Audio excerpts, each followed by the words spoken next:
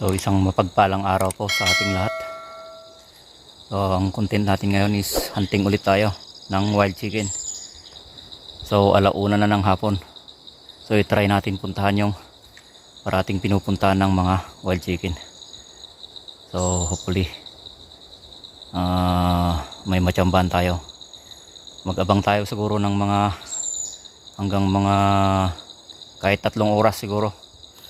Yan, so ganyan po kahirap mag-abang ng wild chicken, mag-hunting ng wild chicken, hindi po basta-basta madali. So yan, tulad ng dati, dala natin yung Taurus bolt action natin. So let's go. So dito na tayo guys. Ito yung sinasabi kong site. Yan, maraming nagpupuntang wild chicken. So wala pa naman tayong nabutan dito. Baka mamaya pupunta sila dito. Yan, papakita ko yung mga truck ng wild chicken kasi dito sila namamalagi. So tara, dahan-dahan tayo, baka andyan sila sa may malapit. So ito po yung sinasabi kong truck ng mga wild chicken. Wild chicken po yung may gawa niyan guys. Ang dami oh.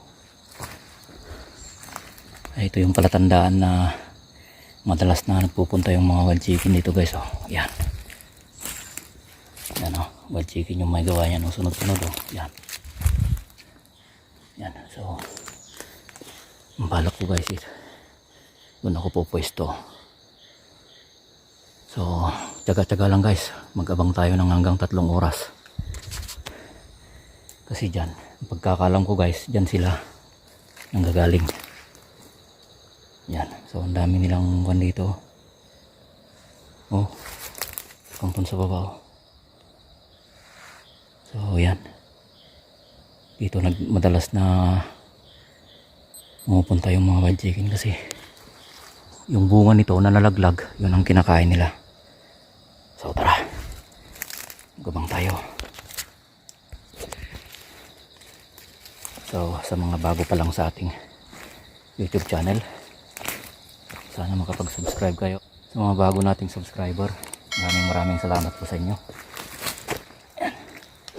So sana masamahan nyo ako hanggang mamaya.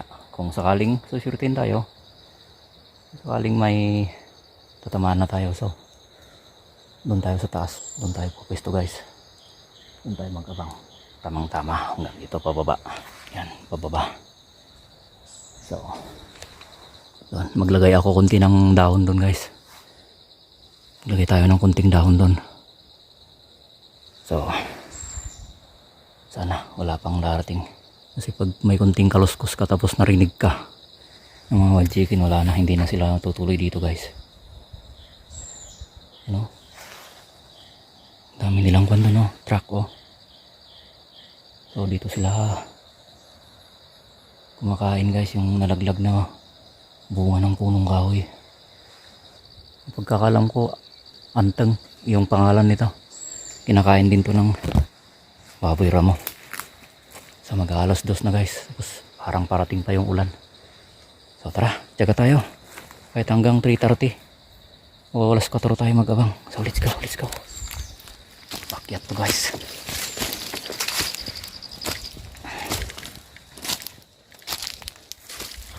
So ito yung magandang pwesto natin. So gawa lang ako ng kunting taguan ko guys, sandali. Gagawa muna ako ng kunting taguan ko. Yan, para di tayo magkita. Hopefully may mahintay tayo hanggang mamaya. Yan, so okay na to siguro. Yan, tama-tama dun sa baba. Yan, so tara, subukan nating magkantay. So siya nga pala guys, dala ko rin yung Bluetooth speaker ko. So ilalagay ko din sa baba. Tapos magpapatunog tayo ng huni ng wild chicken. Yan, para madali silang matawagan guys. So ito, yan, dala ulit natin yung Bluetooth speaker natin.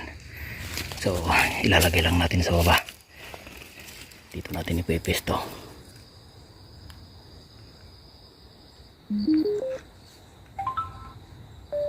Yan,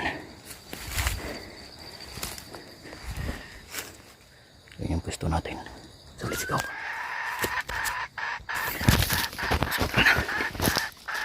dyan sa pwesto natin. So ayan, dala ko rin yung tripod. So ipipisto rin natin yung cellphone natin dito sa tripod. Ayan.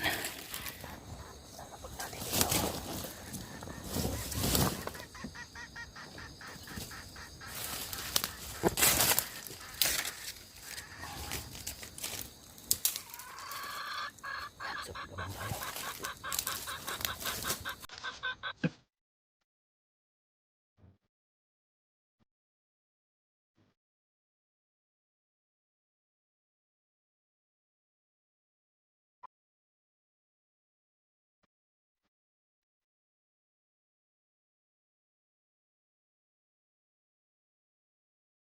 Two hours later.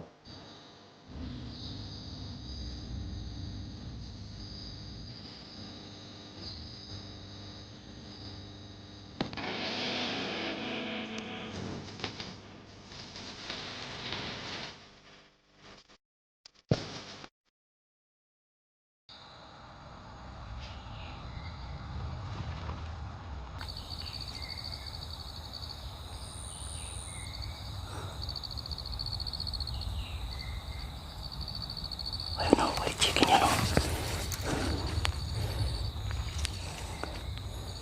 Ayun guys o.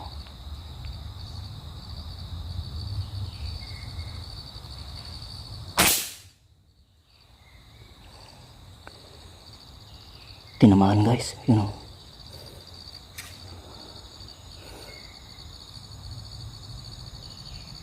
Hindi na gumagalaw. Pero tinamaan yan guys, tinamaan.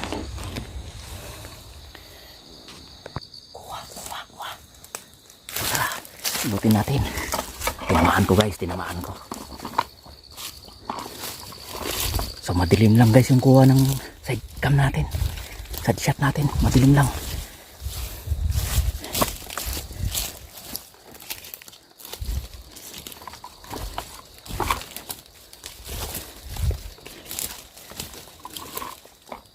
So ayun, ang liwanag naman dito, ba't madilim yung kuha ng side shot natin? Ito. Bali dyan siya kumakain kanina. Tapos dun tayo sa taas, dun. So tamang tama yung pwesto natin. So yan. So mahigit 2 oras tayong naghintay. Kanina inaantok na ako eh. So okay din, kahit medyo matagal yung oras na naghintay tayo, may nakuha tayo. Ayan o. Inahin. Yan. So 2 sila kanina, mas maliit yung isa, pero yung isa wala na, lumipad na dyan sa baba.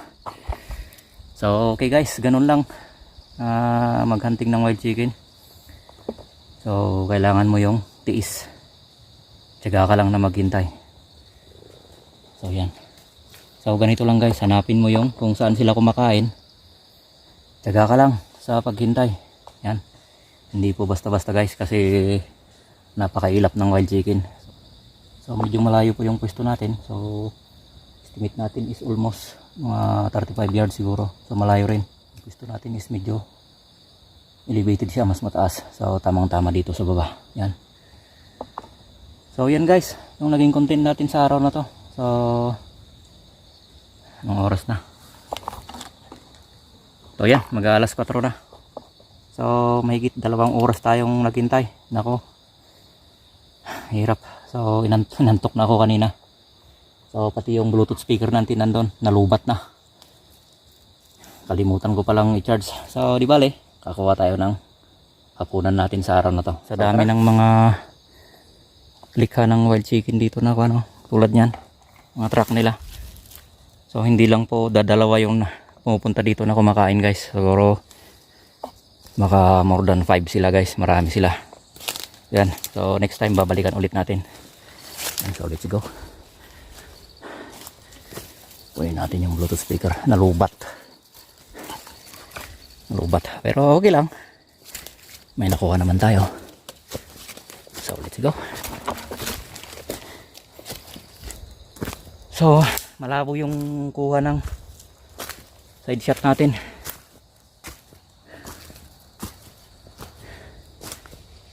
So, mumurahin lang kasi yung cellphone na nilagay natin doon. Kaya yun siguro, hindi maganda yung kuha niya. So yun, tiyaga lang talaga guys.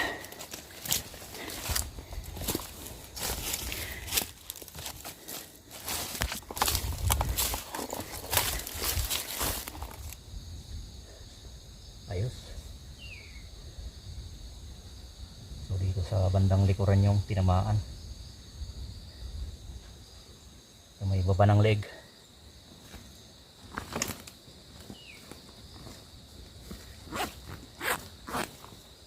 Okay. Ayos, ayos.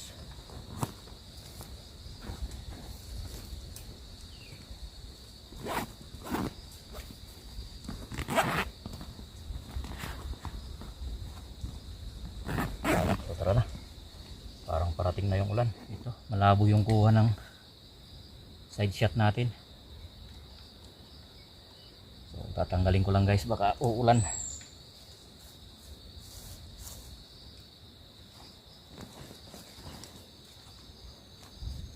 Lalagay natin dito. Yan, so uwi na tayo. Medyo malayo rin yung lalakarin natin. So habang pauwi na tayo, tinira akong tikling doon. So tukling yung tawag namin sa Ilocano. So pag sa Tagalog, tikling. Ano, may tinira ako doon. Yan, dalawa na naman sila. So yung isa lang kinukuha natin. So tara, pubutin natin. Sayang, hindi natin nalagay yung side shot natin. Tinanggal ko kanina. So ito guys, oh. Yan, ito lang sa gilid ng daan. Oh, laki pa. Yun, tinamaan pala sa ulo. Yun, sa pool sa ulo. So ang taba guys, ang laki ng katawan.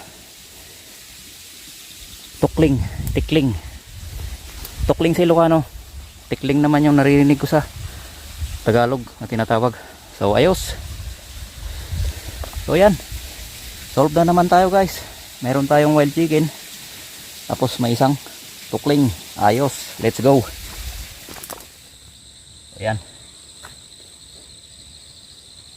Yan, so nakadalawa tayo. Solve na naman yung hapunan natin. Talagang swerte-swertihan lang yung pag-hunting guys. Yan, so may mga araw din na naghunting tayo na wala tayong kuha ni isa. So marami ring araw na minalas tayo guys. Hindi po araw-araw ay swerte natin sa paghunting. At saka hindi naman po tayo araw-araw naghunting. So maghunting lang po tayo mga twice a week ganyan, once a week. Yan, so depende po sa tempo. Basta hindi ulan. Yan, depende sa panahon kung maganda yung panahon. Okay. Inom muna tayo ng tubig.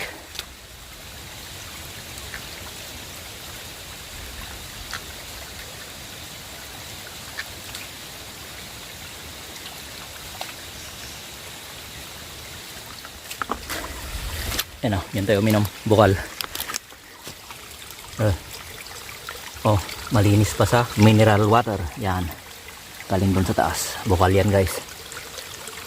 So tulad ng naunang vlog natin, sa madalas na pag-ulan lumabas yung mga bukal. So di lang dito, pati dito ano, papakita ko sa inyo guys kung yung legit na bukal. Ito, oh, sa mga hindi pa nakakita ng bukal, yan, oh, yan siya, oh, yan, lumalabas yung tubig. Oh, tignan nyo sa palibot, oh.